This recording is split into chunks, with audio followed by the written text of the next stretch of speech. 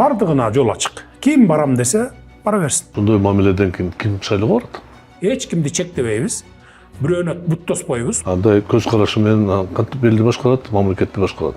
Мен. Калгандар акмактар, тентектер, уурулар.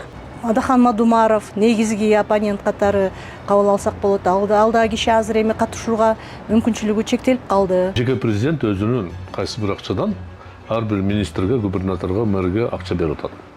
Бул ачык айтканда подкуп сатып алуу деп айтылат да. Эми ошол губернатор, ошол мэр, ошол аким кимге иштеп берет? Эки кол менен, жүрөгү менен, буту менен, башы менен кирип кетет президентке чуркашат. Ага атаандаш болуп чыккандар бут тосмойду. Бул жигиттердин колунан келет, жасайт. Күткөн нерсе да. Бул биринчи каттоодон баштап туруп, сен туура эмес Кыргызстанда жашаган эмессиң, же кыргыз тилди билбейсиң, же экзамен тапшырбадың, же ар кандай шылтоолор менен болбойт. Кыргыз элим, элдин үнүн уккула. Ассаламу алейкум, жамаат. Баягы эле Кытайдар акчаны бербей жатышат. Жыргаланда шахта деген айылда Синмей инжиниринг деген компания. Бул жерде 1,5 айдан бери 30 коо иштеген, акчасын эмчекти бербей, эми силер кете бергиле деп атат. Биздин бул жерде урушубуз боюнча дагы башка коолорду чакырып, башка коолор иштеткен атат. Сиздерге айтарым, башка коолор келип бул жерге иштебей туруңуздар, биз акчабызды алгыча. Булар Кытайлар кыргызды иштеткен аз келгенсип, эми акчасын бербей жатканын көрдүңөрбү? Мунун таянганы ким? Кытайчы Садыр. Кытайчы десем, Кытай урусундагылар силер өзүңөргө алып албагыла. Бул мен Кытайчы деп тетиги Садыр Жапаровду ошо Кытайдын талпагы болуп аткан үчүн айтып атам. Мына 31-inde өзүнүн шефин тозом деп, Кытайдан келет деп, тимеле дал бастап, кыргыз элин борбордон чыгып турду деп атат, Ошондуктан эч кандай чыкмай жок кыргыз элим. 30-августта биз ата-бабаларды эскеребиз, себеби 1991-жылы 30-августта 137 биздин тети Жусуп Абдрахманов, Төрөкул Айтматов, Баял Исакеев биз кыргыз үчүн, ушу эгемендик үчүн өз жандарын бергендерди жаназасын окуп, адам катары бергенбиз жерге.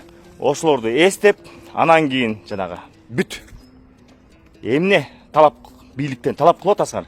Садыр Жапаров келсин эмес, ошол жерге чыксын, беркел.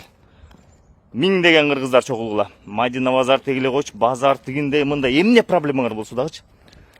Ошол жерден Садыр Жапаровдун эгерде чыныгы укмуш боло турган болсо, элдин астына чыгат. Элдин астына чыгат. Жооп берет. Эмнеге Кытайды тозуп атат? Эмнеге Кытайды 31-inde эгемендик күндө, кыргыздын эгемендик күндө тозуп атат? Эгемендик күнүн кыргыздар өзүбүз могу жүрөгүңөрдө кыргыздын каны ойноп тургандар өздөрү тосот. Садыр кетсин. Кыргыз элим, кыргызда жакшы сөз бар, жигиттин сөз өлгөнчө өз өлсүн деп. Элдин талабын аткара албасам, мен өзүм тынч кетип калганга даярмын. Укам баскы сенчу. Мен укам басанга он үчүн акча таппай атабыз. Элде чуркап турсунчу бул дагы. Ассаламу алейкум, урматтуу кыргыз элим, мен Кубанычбек кызы Кымбат. Мындан алдында силерден жардам сурап кайрылган элем. Уулум Мухаммад 5 жашта, азыр баса албайт. Ошо жол кырсыгынан улам ушундай абалга түшүп калган. Мындан алдын 3 жол операция болгон башында. Азыркы учурда башында аппарат менен жашап жатат. Силерден суранарым, ушу баламдын операциясына жардам берип кетиңиздерди өтүнөм. Берген жардамыңыздарды алып атабыз, Аллах разы болсун барыңыздардан. Көптү көрсө көл болот дейт, ушу балам басып кетүүсүнө себепкер болуңуздар. Балам да бутунда туруп, өз алдынча мектепке барып, өз алдынча ойношун каалайм, мен баламды көрүп жүрөгүм ооруйт. Бизге азыркы учурда $45,000 акча каражаты керектөлүүдө, бизде андай сумма жоктугунан улам аргасыздан кайрымдуу кыргыз элимен жардам сурап кайрылып жатам.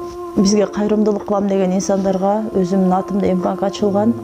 3197 кымбат К деп чыгат. Ошо Россия өлкөсүнө котором дегендерге Сбербанк 3097 Нурбек деп чыгат. Ал дагы өзүмгө караштуу. Аллах таалам баарыңыздардан разы болсун. Берген жардамыңыздарды алып жатабыз. Тинькофф жок. Бизнесмендерге кол тийбестик бар да. Ал эми бизде болсо чындыгында андай болбой жатат. Туурабы? кредит алгандар бар, мисалы, акчабыз жөн эле актабай эле күйүп кетейин деп атат да, туурабы? Кетсеңер кеттиңер, кетпесеңер келип уже бузуп салабыз дейт да. Башка жерден вообще место жок, кайсы жерге барабыз? Кыштай киши бар бул жерде иштегендер. Бул жерде иштегендин баары соцфонд төлөйт, патент төлөйт, бардыгы тең. Мына кредит алгандар бар, мисал алганда. Бул жер 1 жыл мурун чыгып атат эже. Мен чыгарган жокмун эже. Мен чыгарган жокмун. Бузуктун себеби ушул турган адамдар баарыбыз чоң жүк ташуучулардын айдоочуларыбыз. Биз жумушсуз калып атабыз.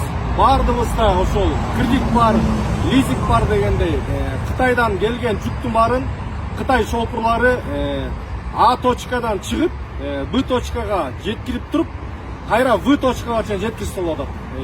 Монча үй билен убалына калбайсыңарбы? Үй албайсыңар. Жериңерди талашпайбыз. Силердин жериңер, жирене. Бирок силер ошол жерге көп кабаттууларды курасыңар.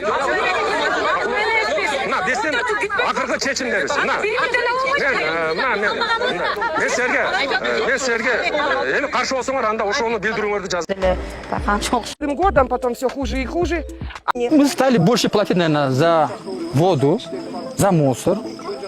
И больше никакого где-то изменения не вижу. Мурун кандай жашап келсек, ошондой эле жашап атабыз. Чуть дороже просто все стало, да, как городские цены. Платим. Почему мы оплачиваем и по 7-8 часов мы не получаем воду? Жол массивте мынорки мектеп. Мектебиз кичинекей көрүп атасыңар, спорт зал жок, актовый зал жок, кабинеттер стандарттуу эмес. Бирок балдар баткак болуп анан мектепке келишет. Элдин талабын аткара албасам, мен өзүм тынч кетип калганга даярмын. Эми Садыр Жапаров, уктуң да. Өзүңдүн сөзүңө туруп, тынч эле кетип кал. Кыргыздар жалкоо. Садыр Жапаров бир нече интервьюларында ошо кыргыздар жалкоо деп айтып келет. Ошол жол салуу боюнча стройкага эч ким чыкпай жатат, жана коомдук транспортко дагы чыкпай жатат деген эми ар кайсы тармактардагы жумуштарга кыргыздар келбей атат, иштебей атат. Анткени алар жалкоо деген маалымат көптөн бери берилет да. Эми балким президенттин жакшы маалыматы жокпу же бул маалыматты терең изилдебей эле мындай маалымат тегерек маалымат бергендиктен президент ушундай айтып келеби же өзү до конца ушуну түшүнбөй айтып атабы? Мен ушул нерсеге өзүмдүн көз карашымды айтып көрөйүн. Негизи жол салып стройкаларда иштеп жүргөн кыргыздар аябай көп, бирок алар ошол чет өлкөдө башка өлкөлөрдө иштеп жүрүшөт. Алардын маянасы дагы аябай көп. Мисалы 35 миңге бияктан эч ким чынында иштегиси келбейт. Эмнеге дегенде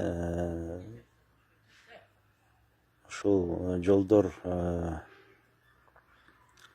дүйнөлүк стандарттар менен салынып, ошол бирдей эле баа менен коюлат, бирок акчасын тапкан адамдар Кыргызстанда аябай аз майын алат да. Карапайым жумушчулар айтып атам. Анткени бул жерде ошол өкмөттүн тегерегинде, өкмөттүн тендерлерин утуп жүргөн компаниялар бар. Алар ошол утуп алып, анан өзлөрү жасабай субподрядка берип, ал субподрядчиктер дагы субподрядка берип отуруп, карапайым жанакы салып аткан адамдар аз эле акча алып калат да. Анан кыргыздар ар кайсы жерде иштеп жүрүп, уже алар мен ойлойм коркпой да калды. Алар өзлөрүнүн баасын да билип калды. Арзан акчага эртеден кечке жөн жумуш болсун деп эле иштебей калды кыргыз. Ошондуктан кыргыздар жанакы эмеге иштебей атат да. Бирок мен ойлойм ошол жерде акчалар бар. Эгер жанакы ортомчуларды, жанакы проценттерде отурган компанияларды жойсо, анда ошол жерде кыргыздарга да жумуш табылмак.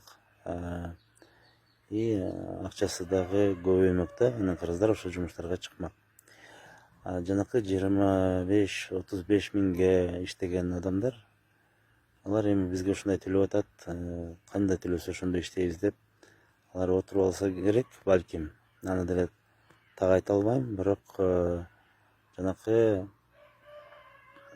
ошол тендерлерди жасаган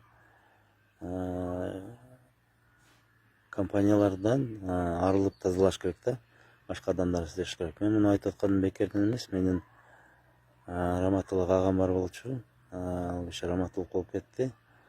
Ал ошо өмүр бою Кыргызстанда бир аз иштеп, андан кийин Россияда, Казакстанда жакшы экен деп көп жыл Казакстанда иштеди да. Анан ошо талаалап иштеп жүрүп, өзү дагы эрте каза болуп калды. Болбосо аябай кыйын специалист эле, ошол казактар кайра чакырып, жумуш тартуулап, ошентип үй бүлөсү биякта өзү тиякта иштеп жүрүп, ден соолугун жакшы карабай кетип калды да. Бирок кыргыздар жолдо, курулуш иштеринде, ошол эле Россияда транспорт, коомдук транспорт тармагында аябай көп иштеп жүрүшөт да. Анан алардын акчалары да жакшы. Бул жерде ушундай коррупция бар, ошол экенин мен ойлойм. Өкмөт билиш керек, терең изилдеш керек. Анан кыргыздарды жалкоо, алар иштегиси келбейт, ушинтип жатып алат деп, балким 1-2-3 киши үчүн жалпы Кыргызга айтылганда менин кичине ичим тызылдады. Анан мен буга макул болгон жокмун да. Ошол президент негизи өзү дагы анализин тактап, талдап көрүш керек да. Бул чынында эле кыргыздар иштегиси келбейби же? Мен ойлойм, кыргыздар иштегиси эле келет, бирок алар уже мындай аз акчага, шарты жок иштерге уже баргысы келбейт да. Ошон үчүн кыргыздар өзүн сыйлап калды деп айтсам болот.